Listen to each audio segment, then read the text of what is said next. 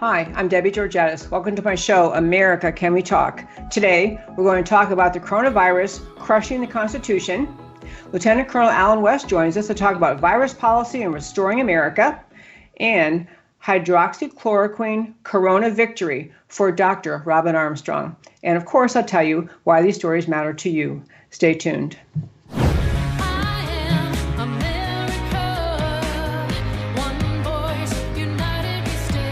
Debbie Georgatos, host of America Can We Talk, is an author, attorney, and political analyst whose mission is to inspire the American political conversation about preserving liberty in the best country on earth.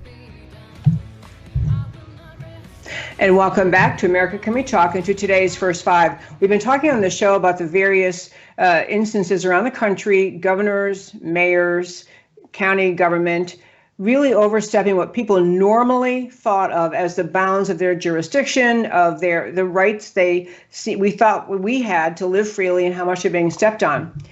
And it's obviously all justified by the concern about the virus.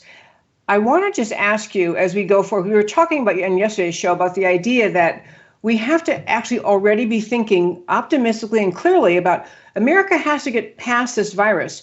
America has to become America again. We have to get back in many ways. We have to overcome the virus. We have to take care of the people who are suffering. We have to replenish supplies. We have to adjust supply chains. A lot of things can change.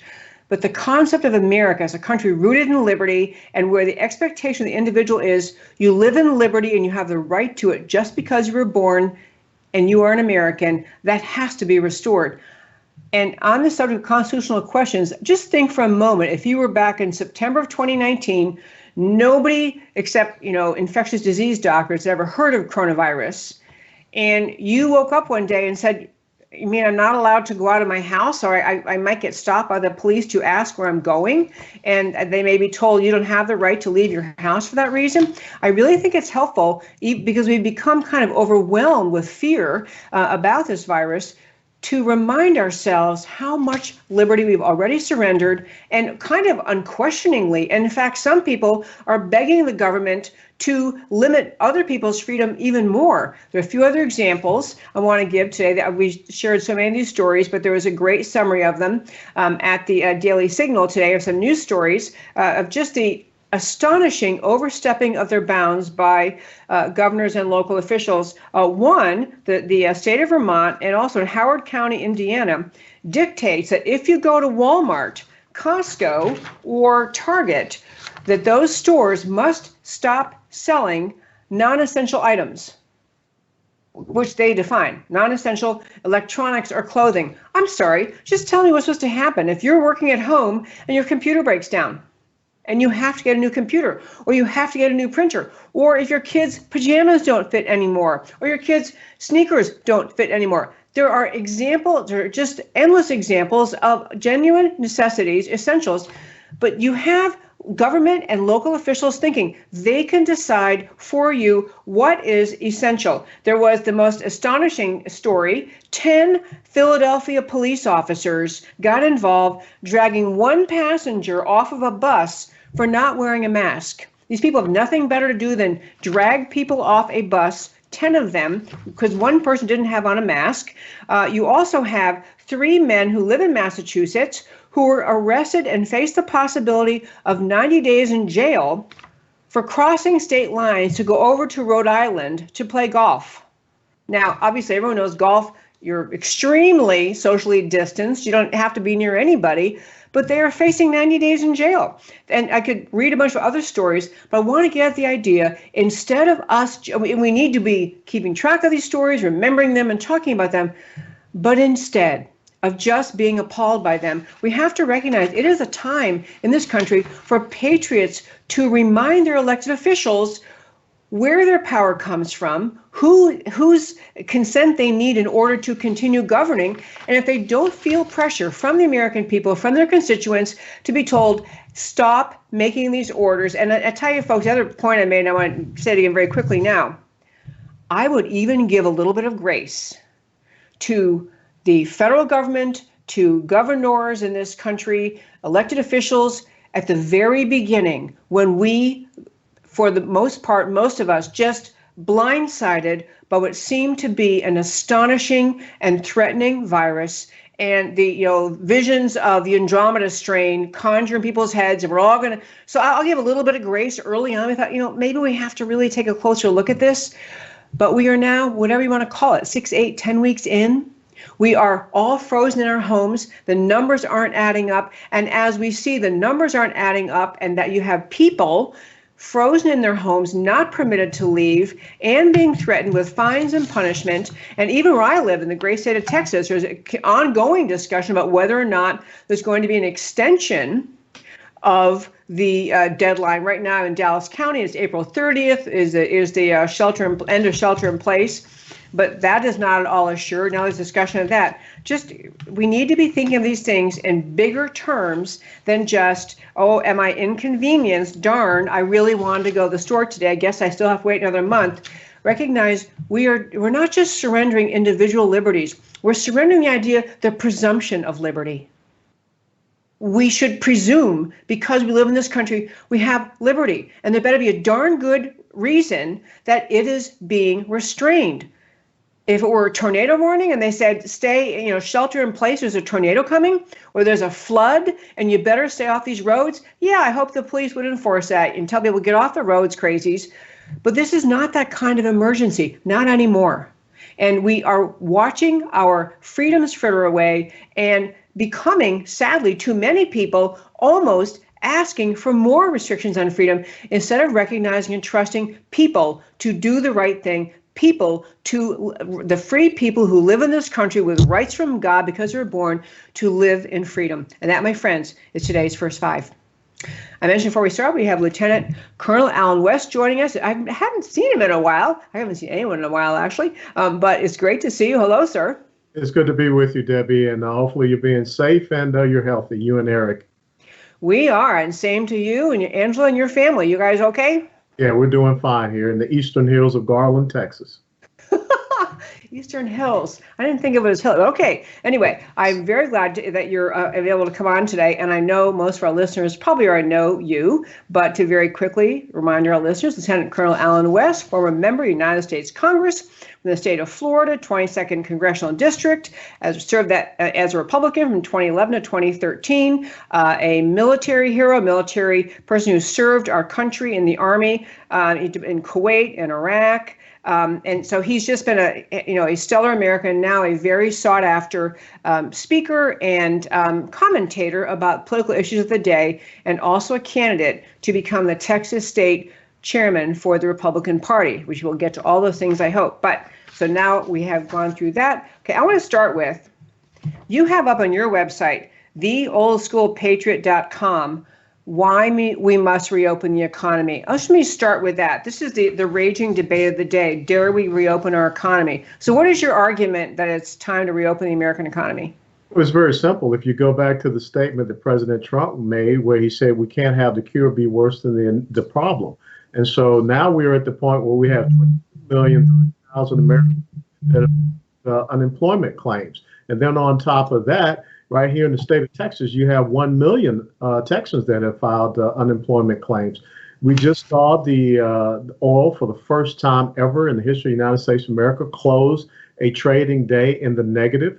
Monday, it was minus $37.64 because there is no demand out there. I think the most important thing we need to do is to get the American people back working. We need to put in place policies that protect the most vulnerable. We know that the elderly and also people that have issues with obesity, high blood pressure, and also diabetes, we need to protect those individuals. So we can start gradually getting this economy back to work, because if we continue to see more and more of our industrial sectors, and remember, the Texas is the economy. If we stifle that economy, it has long-term ramifications.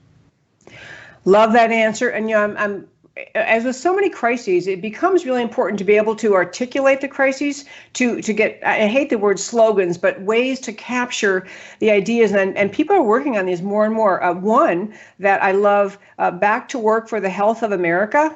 Yes. Yes, it's the health of the country. Also, you can protect the vulnerable and trust the healthy. It's really a sense that the government can trust us to be safe, to protect ourselves. Balance physical safety and economic survival. Another way to say it, a reopening in a thoughtful and responsible way. There are just ways we can do this. It seems like the picture is being drawn by some people. You either protect America or you go back to work and you put all of America at risk. And there is a place in between. Well, that is the false narrative of the binary decision. It is not either or. It is not that we stay here in our houses and we live, or we go back to work and we all die. You know, Sir Winston Churchill had a great quote. He said that fear is a reaction and courage is a decision. So I think it's time for us to find those courageous leaders. And it is, listen to your first five, and it should be very disconcerting and disturbing to the American people that we have these elected officials, such as Phil Murphy in New Jersey, that he said he did not consider the Bill of Rights when he was writing out his mandates and orders. You look at Michigan with Gretchen Whitmer and some of the things that she is doing. Even here, as you said, in Dallas County with Clay Jenkins, where in Dallas County, we have had less than 70 people that have lost their lives because of COVID-19. But yet think about the economic ramifications that he is causing. But yet, if I'm correct, many of these elected officials continue to get a paycheck while they're telling Americans that they cannot go out and work for a paycheck. They most certainly are. I'm glad you brought up those Dallas numbers. Matt, the wonderful producer, I sent you I think I sent you a meme. It's actually has a numbers. It has the top back to work for the health of America. Okay, I'm going to ask our listeners just to look at this. The entire state of Texas is shut down to understand where we are. Entire state of Texas, Dallas County included. In Dallas County, we have 2.635 million people living in Dallas. So 2.65 million. We've only had 2,300 people test positive.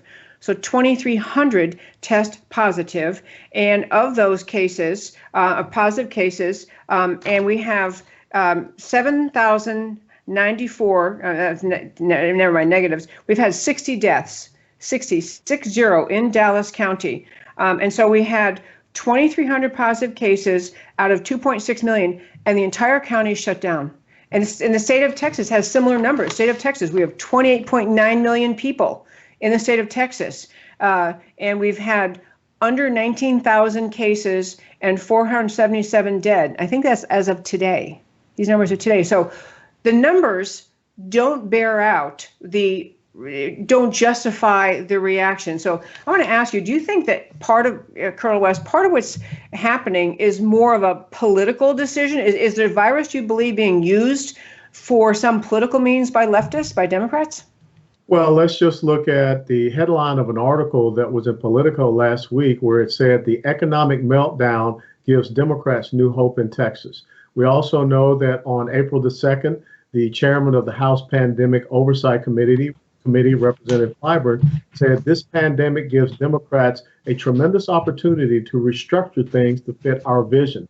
And also last week in a Time magazine article, Eric Holder talked about using the pandemic to change elections forever in the United States of America. So yes, you do have people that are looking at this as a political opportunity. And shame on them for wanting to bring about this type of, economic destitution upon the American people. And Debbie, when you take those numbers and you just go back a few years ago and you look at the 2017 to 2018 influenza season, just the common flu season, we had 61 million Americans that were infected. We had over 800,000 Americans that were hospitalized. We had 60,000 Americans who lost their lives just a few years ago to the common influenza. We did not have this type of reaction. So people are starting to get very concerned. We know that Dr. Deborah Birx came out and said that basically all deaths in America are being classified as coronavirus deaths. We know that we have many of these false positives that have come back. So the American people are no longer trusting these numbers because by their own admittance from the Imperial College of London model and the Institute for Hospital Metrics and Evaluations out of University of Washington, those models were wrong. And the IHME has continually been downgrading their predictions from what they said was going to be millions, and then they said it was going to be 100 to 200,000, and now they're talking about the same thing that we see every influenza season. It's anywhere from 30 to maybe 50,000.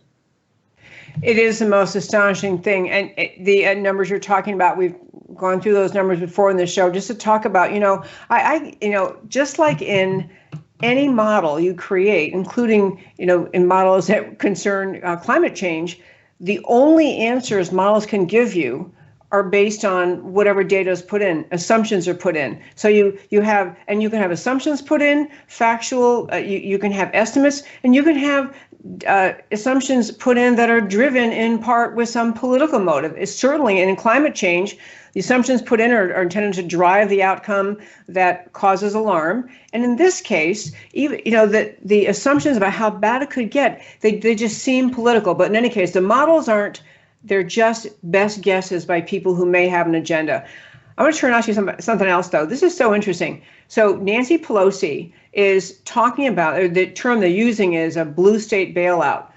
But she's talking about when we have the next bill related to rescuing America from the coronavirus, that one of the bailout bills, that we need to put in there. She's trying to drive to have put in the elimination of the change that was made in tax law. Is the acronym is SALT, yes. But she wants to say the cap on SALT deductions, which is a benefit, which cause people who live in high tax states to end up paying more tax. She basically saying one way to deal with coronavirus is to eliminate the cap on SALT deductions. It's mind-blowing how political that is and irrelevant to coronavirus. Well, it's absolutely so. It's just the same as giving $25 million to the Kennedy Center for Performing Arts or the National Endowment for the Arts. What does that have to do with the fact that you have Americans that are worried about making their rent or their mortgage payment or how they're going to feed their families? Look, the real solution that we need to have here is for these politicians, these elected officials, to get out of the way of the American people and let us start managing our own lives, our own health, and let us get back to work. But what this has done is given them an incredible amount of power over the American people by driving us into this herd mentality, feared state, panic, paranoia, and hysteria. And they're leveraging that, as you said. Think about it. On Easter Sunday, churches were deemed non-essential. But yet you have marijuana stores that are essential. You're talking about trying to save lives during this COVID-19 crisis, but yet you have people that are saying abortion facilities and clinics, those are essential. While you have people that can't get their medical procedures done, such as hip replacements or cancer surgeries. So we have allowed elected officials to become lords over us and determine what is essential and non-essential.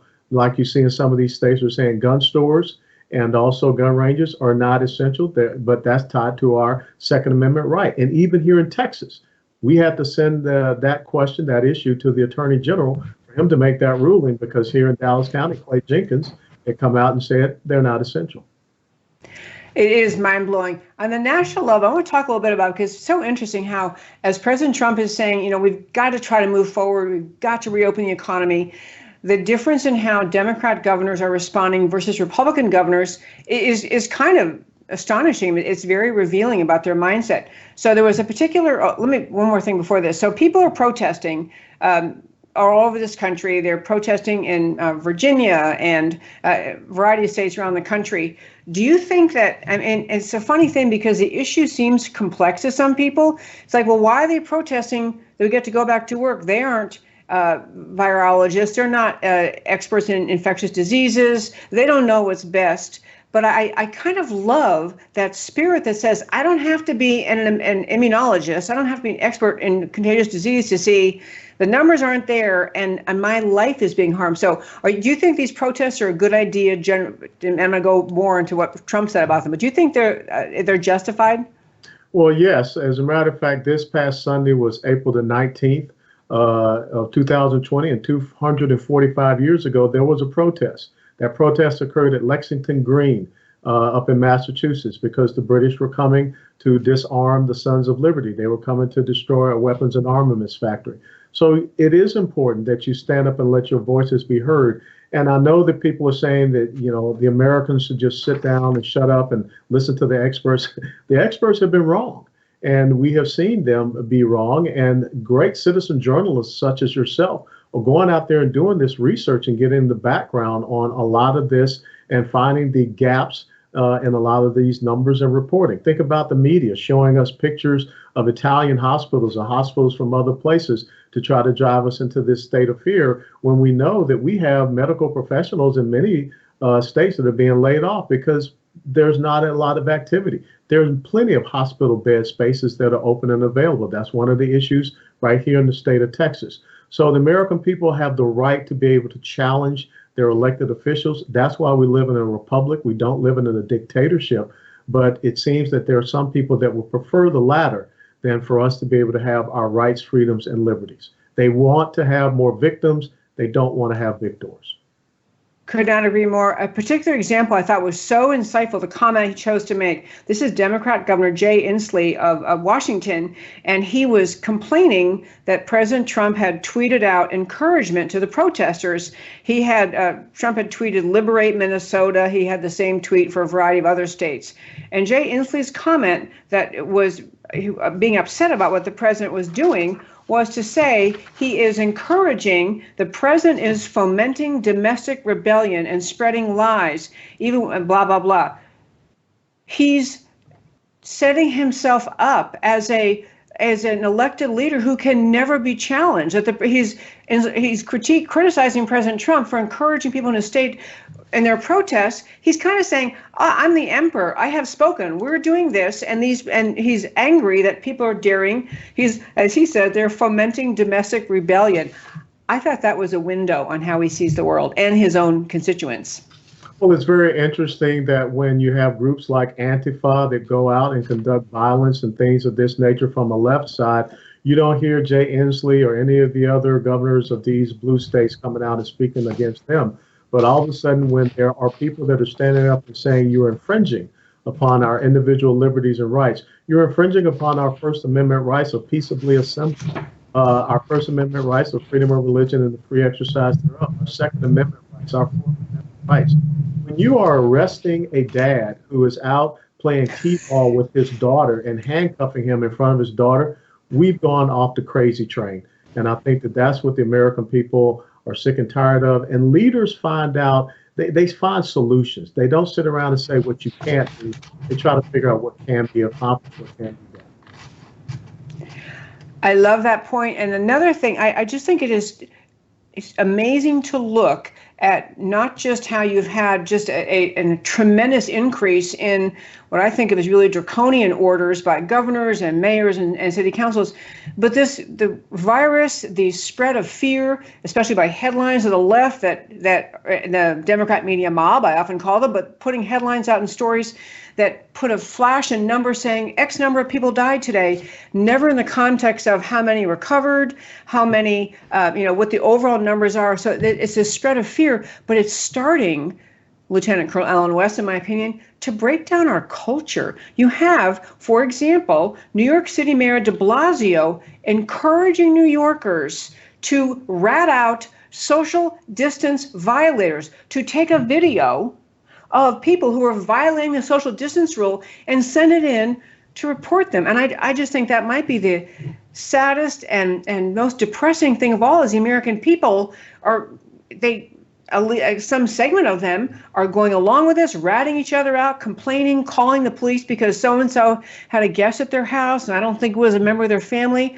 It's just astonishing the breakdown in the civility and the connection in American culture flowing from how the left has handled and the media has handled this virus. But what's your take, first of all, on de Blasio?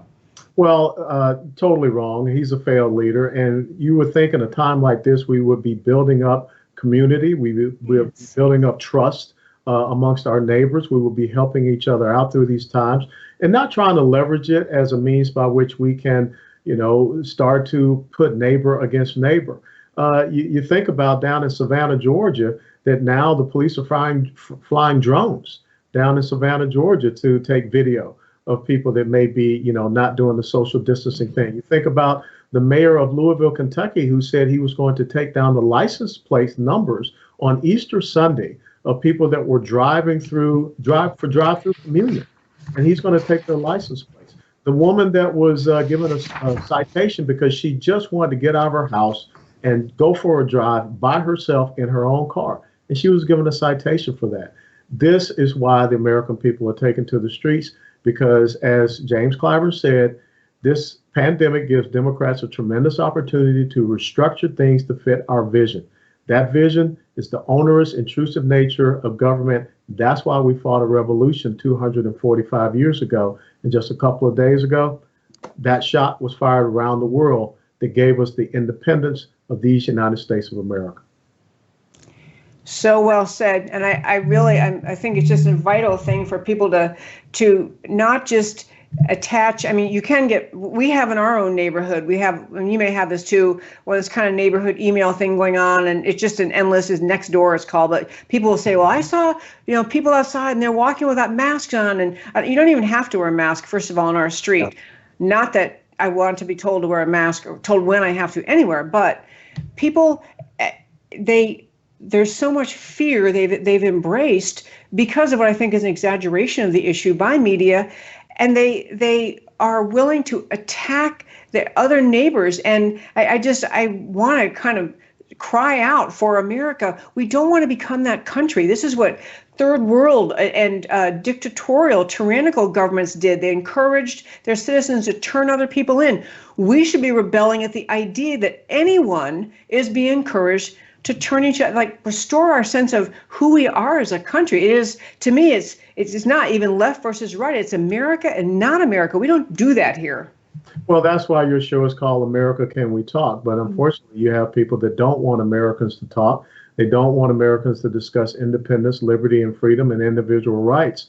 And when you see that leveraging of Americans against Americans, it kind of reminds me of how they operated in communist countries. It reminds me of how they operated in East Germany with the Stasi police and everything of this nature, and where people lived in absolute fear of all of a sudden being carted away for whatever reason, because a neighbor, says something against them. So this is not what we want. And I think one of the good things is for people to get out and get some fresh air. Now they're talking about coronavirus can jump 13 feet. So we need to increase the social distancing to 13 feet. Heck, tarantulas can't even jump that far. So, I mean, it is, again, these insidious things that you're seeing. So I do want to hit one more topic with you. I'm so glad you happen to be available. I guess everyone's home and available these days, but so glad you're, it's like everybody's home. But, this, I want to see more of that spirit of people protesting. And one little thing I thought I meant to say earlier, I want to hit before we turn and talk about the state party chair race, but I think people can do things that are demands, even if you don't have any power to enforce them. For example, local officials who are still, the county commissioners court in Dallas, they have fairly healthy salaries. There ought to be a petition saying, you know what, if we can't work, you don't get paid either. You don't get a paycheck till we come back to work. There needs to be something, and to local officials, all sorts of people who issue these edicts, seemingly with no consequence to them. Their life marches on. They're not really, they may be honoring, some aspects of the orders, but they're out and about, going to work, holding their meetings, and collecting their salary. I'd like to see a little bit of pushback against them. Any thought about that?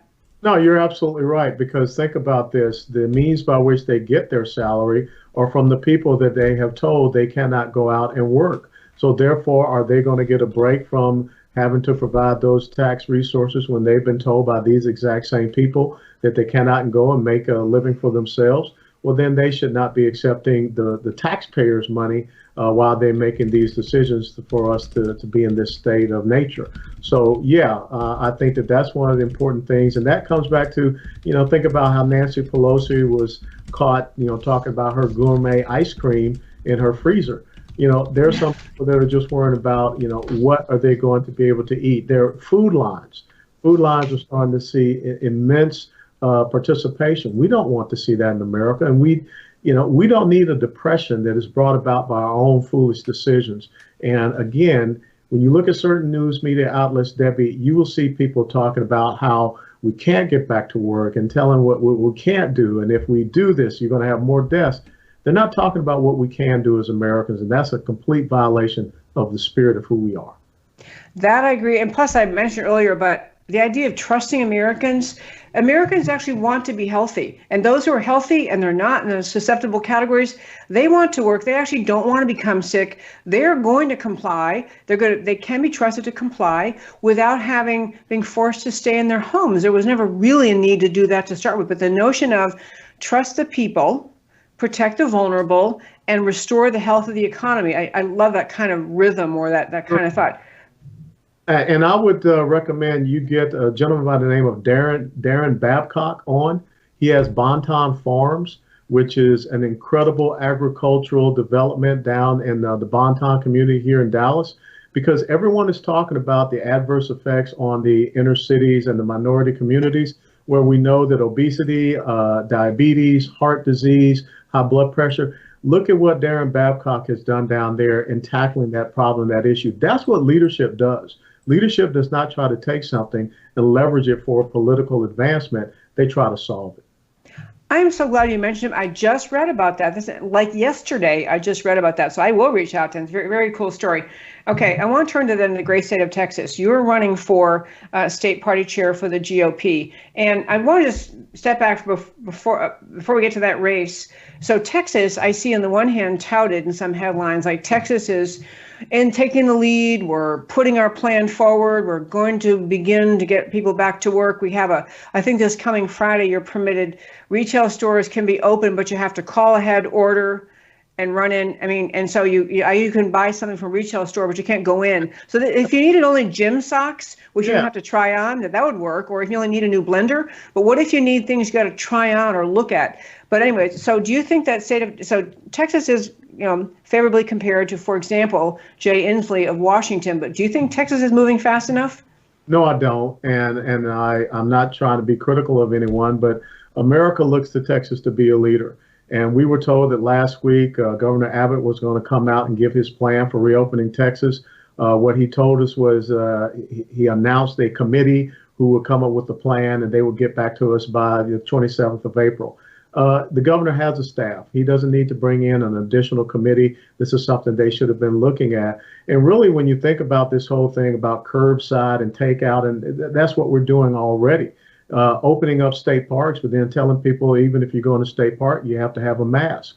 So no, we're not going in the right direction. And I would hope that when the governor looks at the fact that oil closed for the first time ever in the history of the United States of America at a negative dollar mark per barrel, $37.64 in the negative, that's because we don't have the demand out there. Think about the bankruptcies, think about the unemployment that's going to really hit the oil and gas industry. If we don't create that demand, that means getting people back out there, getting people to work. So I think that we need to take a very tiered approach. We can incrementally get things going back, restaurants, maybe 50% capacity, not 100%, but just trust us to do what is right. Give us the guidelines, give us the left and right limits, and let us get back out there and do what we have always done in America. And that's try to take care of ourselves and not have big government nanny state try to do it for us.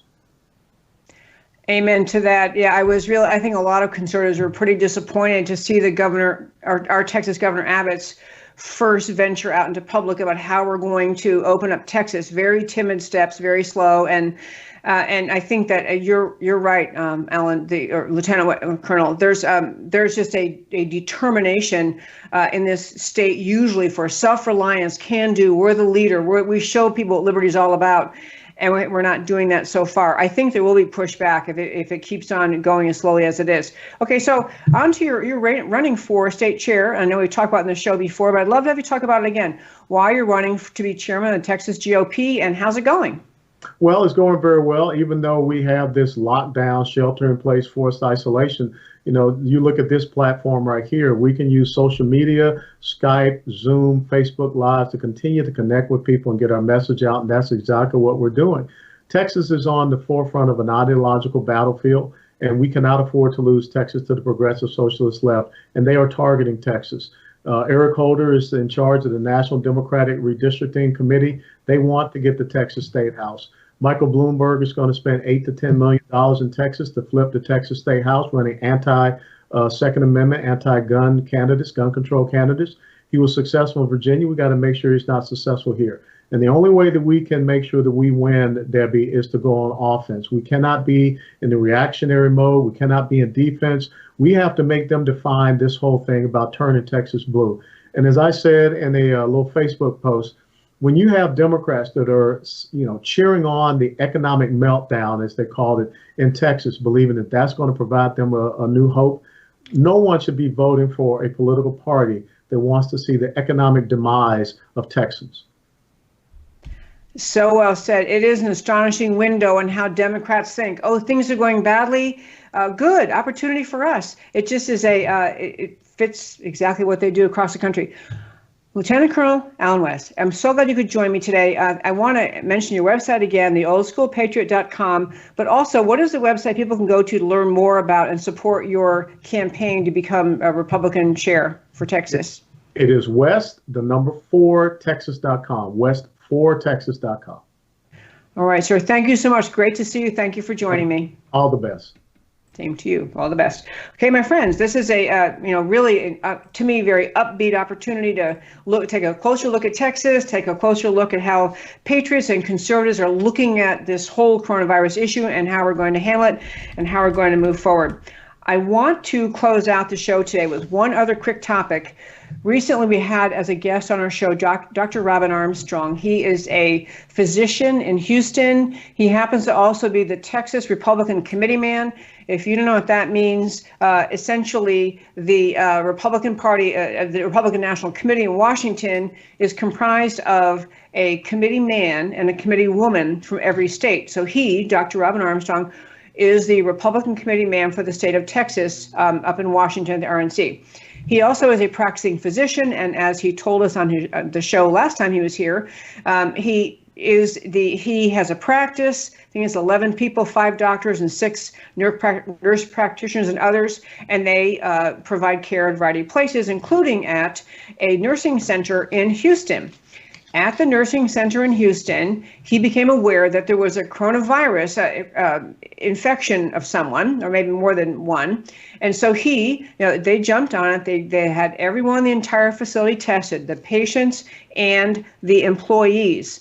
So when they discovered the coronavirus had made its way into this nursing facility, and again, people considered vulnerable to the coronavirus or of becoming seriously ill with COVID-19 include senior citizens. And several of these people, of course, have underlying conditions of various kinds. So what he did, he had all the testing done. He had the employees who are not seniors, just had them go home, quarantine themselves at home, and then he turned his attention to the seniors in the facility who had tested positively for coronavirus.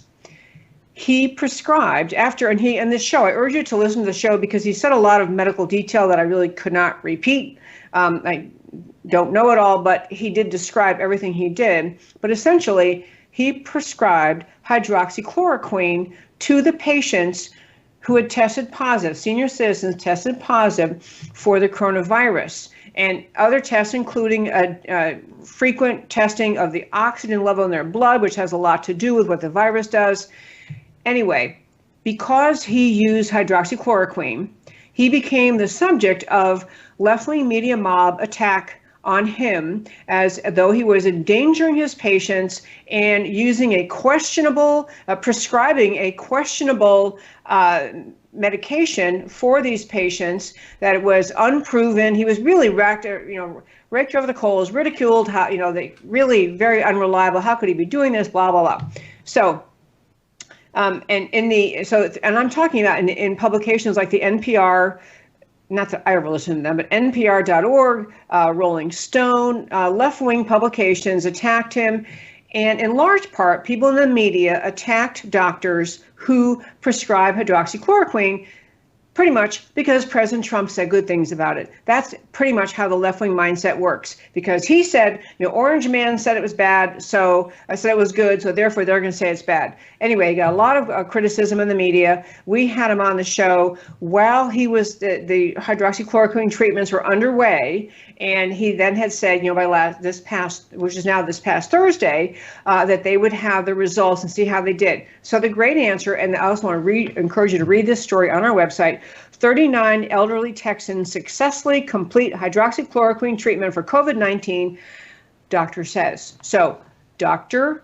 Robin Armstrong prescribed this medication. And to be really clear, a couple of things he said to remind you, he'd already prescribed hydroxychloroquine in his medical practice to other patients suffering with lupus. It is an existing medication, been around a long time.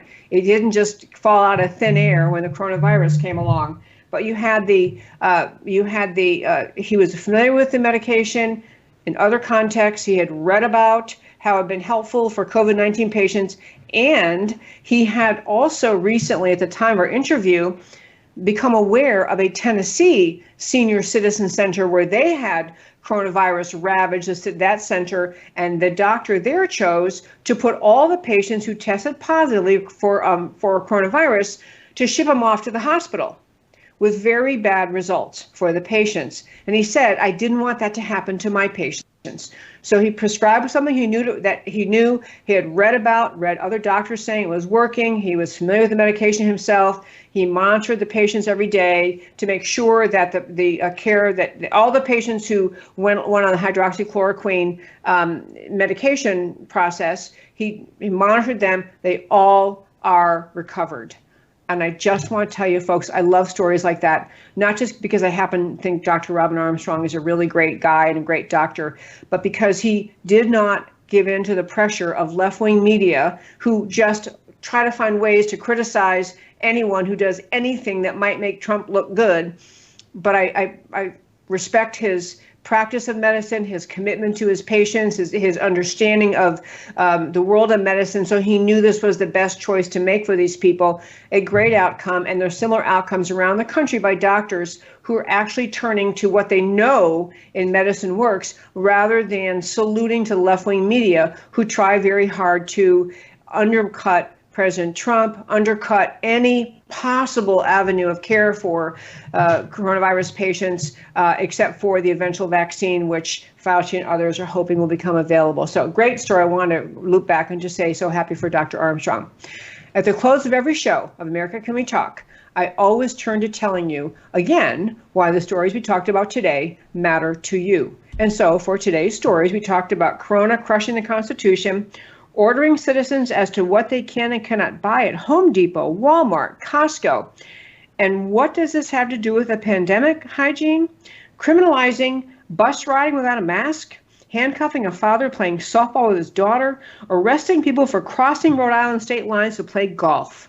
The poorest Americans, this is a great point that Steve Moore and many others are making, is the poorest Americans among us who are the hardest hit by tyrannical shutdown edicts. People who have no backyard, no way to get outside, are the ones who are most trapped by these shelter-in-place orders.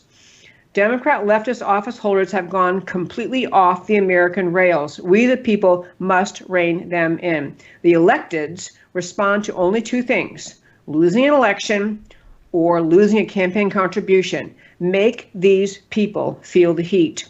Lieutenant Colonel Alan West joining us on Restoring America. Contrast Freedom First governors and leftist governors. Nancy Pelosi pushing for blue state bailouts. This has nothing to do with coronavirus, everything to do with pushing the left's agenda.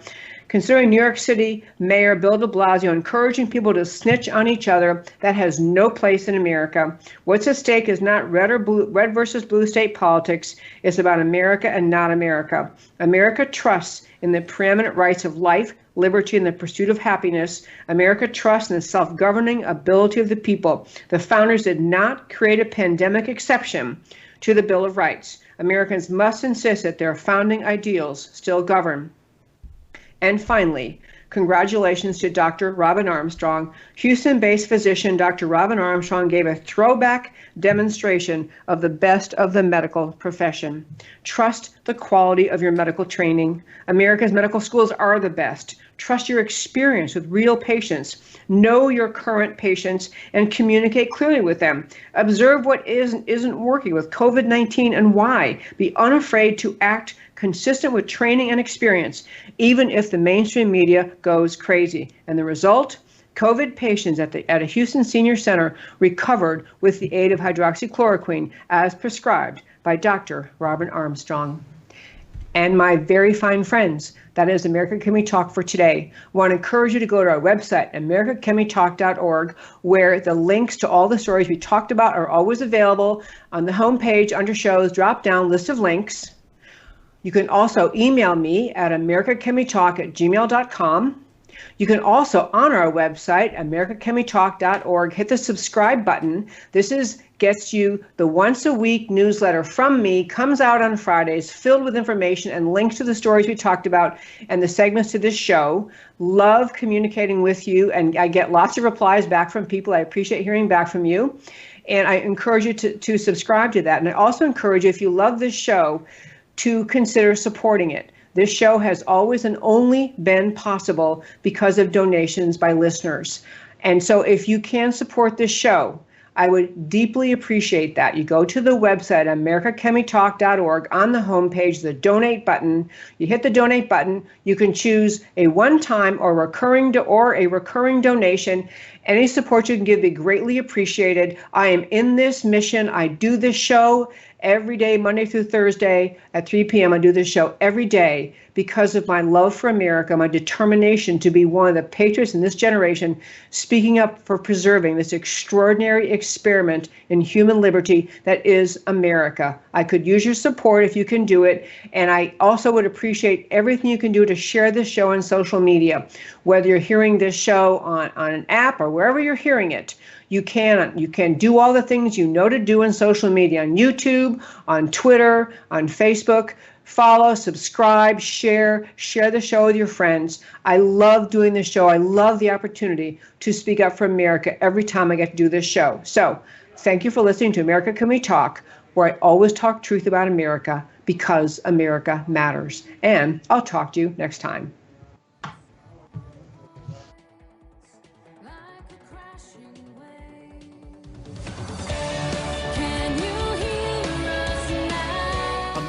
Can we talk truth about America? Can you